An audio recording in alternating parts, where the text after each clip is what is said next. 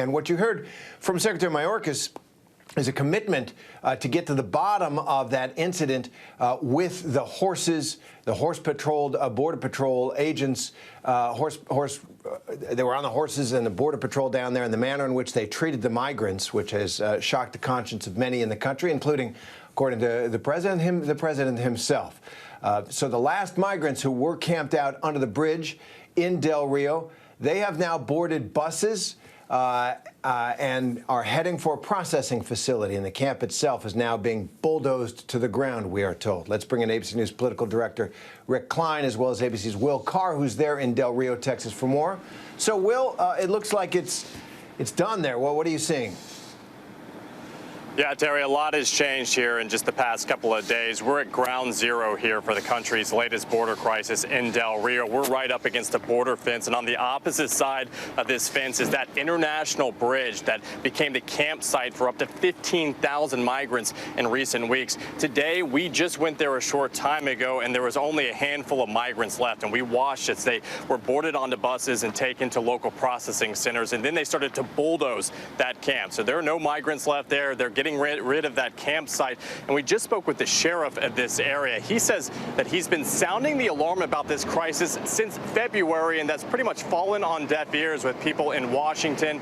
He also talked to us about the conditions at the peak of this crisis. Take a listen to what he told us. You know, it's worse than third world country conditions. You can't imagine.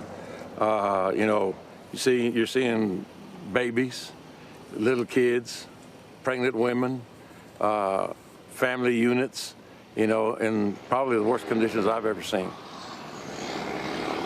The sheriff's hoping that that message and all the images that have played out here at the border in the past couple of weeks will be taken note by people in D.C. as these border crises continue to play out like we've seen in recent years, Terry. It is a constant challenge there on the border. So what is next for the migrants who we saw there for days, who were expelled from the country without having any hearing or screening interview? What's next for them? Well, leading up to this, DHS has been really holding the numbers very tight. But as you just heard in the DHS Secretary's press conference, we finally got some numbers. We know that 8,000 migrants have returned to Mexico. 5,000 are being held here. They're being processed. What happens next is unclear. Some may end up staying in the United States. A number have already been flown back to Haiti. And then we know that some have actually been processed and released into the United States with the understanding that they'll come back for a hearing at some point down the line, a federal hearing. We've seen this happen in recent years, and some come back, some do not, and they just mesh into the system. Terry. All right, Will Carr in Del Rio, Texas. Thanks for your work down there on a big story. And let's turn to Rick Klein now, our political director here. Our congressional correspondent, Rachel Scott, asked President Biden whether he takes responsibility for the chaos at the border, and here's what he said. Of course I take responsibility. I'm president, but it was horrible to see, as you saw. To see people treated like they did, horses barely running them over, people being strapped, it's outrageous. I promise you those people will pay. They will be, an investigation underway now, and there will be consequences. There will be consequences.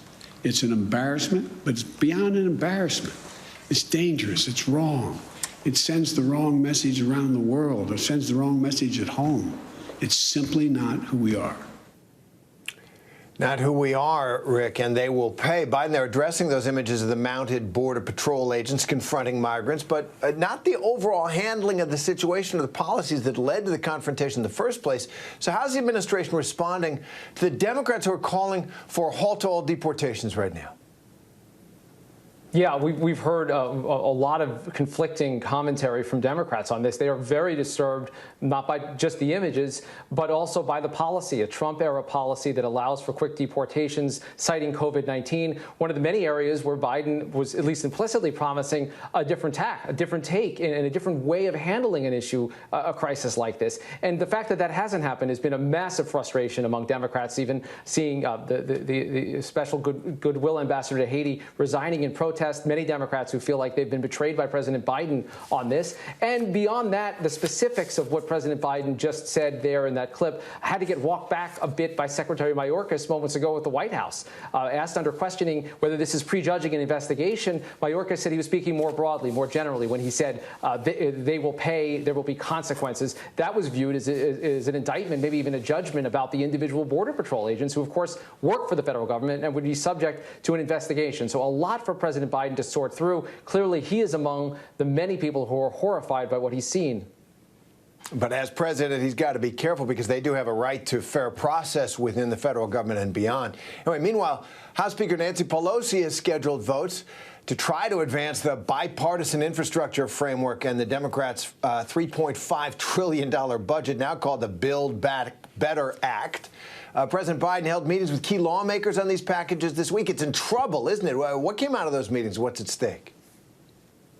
Yeah, there's massive mistrust from all sides. And the fact that there were individual meetings with the moderates and the progressives tells you everything you need to know, Terry, because those sides don't trust each other to hold up their ends of the bargain. So they're only united so far as things go. Right now, Speaker Pelosi is saying the vote on the smaller bipartisan package is on for Monday. But progressives, the more liberal members, say that they are willing to vote it down, to tank that part of it, because they don't believe that the moderates are going to join them in the much larger package. So we have a weird situation, Terry, where you've got some people who think that these bills are too big to fail, others who think they're actually too small to even try to pass. And that is the charge that President Biden and Speaker Pelosi have to hash out in the coming days. A lot of people expected those votes are going to be delayed, but keep in mind the government shuts down the middle of next week if there's no action on a spending bill. And there's a debt ceiling crisis also, by the way, hitting us in a couple of weeks. So these are all overlapping and complicated deadlines.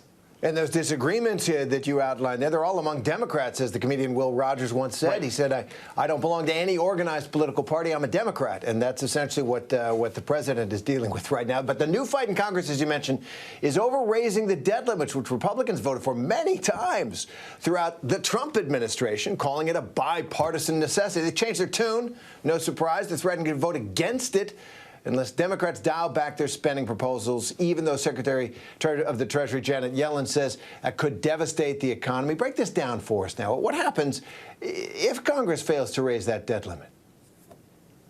Well, there's some things that the Treasury Department can do in terms of shifting paperwork and moving bills around to try to avoid the calamitous result of an actual default on your debts. And it's always a little bit slippery in terms of what the actual deadline is. But if Congress actually cannot make good on debts, then you're undermining the full faith and credit of the United States. Markets would react extremely negatively. Bond rating agencies in the past, when there was another debt limit crisis about a decade ago under Republican control of Congress, we saw a downgrading of American debt, which makes it more expensive to borrow going forward. So it's almost, the consequences are almost too bad to even contemplate, because the whole world economy banks on the idea that the United States is going to make good on its commitments. It's why we're able to borrow as cheaply as we can. Of course, most of these debts that we're talking about are things that are already on the books. We're paying off the credit card bill that's already been run up. So this is a very bad situation. The Democrats recognize they're not going to get any help from Republicans. Yeah, it's politics. They're going to have to do it on their own at some point. The question is how you do that, as well as balancing these other priorities. So, Rick, let's talk for a moment what's going on in Arizona. The voters voted last November. The votes were counted. Joe Biden won. The Republicans wanted the recounts. There were recounts. They challenged in court. The courts confirmed the winning. And so then the Republicans in the state legislature invented a new process. They called it an audit. Now they've got the results of that count. Turns out Joe Biden won still. In fact, he had a few more votes. So do you think this is the last gasp of trying to steal that state, essentially, from the voters of Arizona? Or is there something more ominous going on here?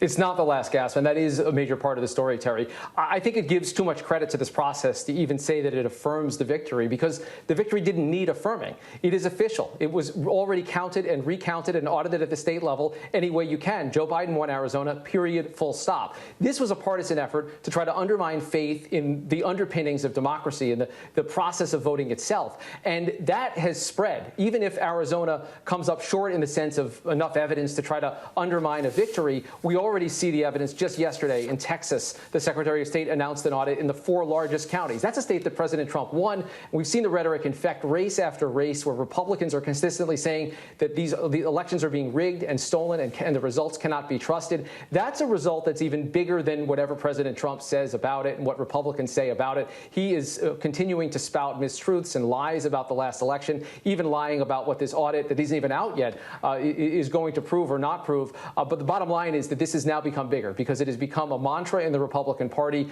It has inspired more than a dozen states to tighten and restrict their voting laws and voting access. It's led to Republican officials being replaced or threats of them being replaced in various places. And it's created a brand new framework that I think is troubling for any future elections, whatever happens today in Arizona.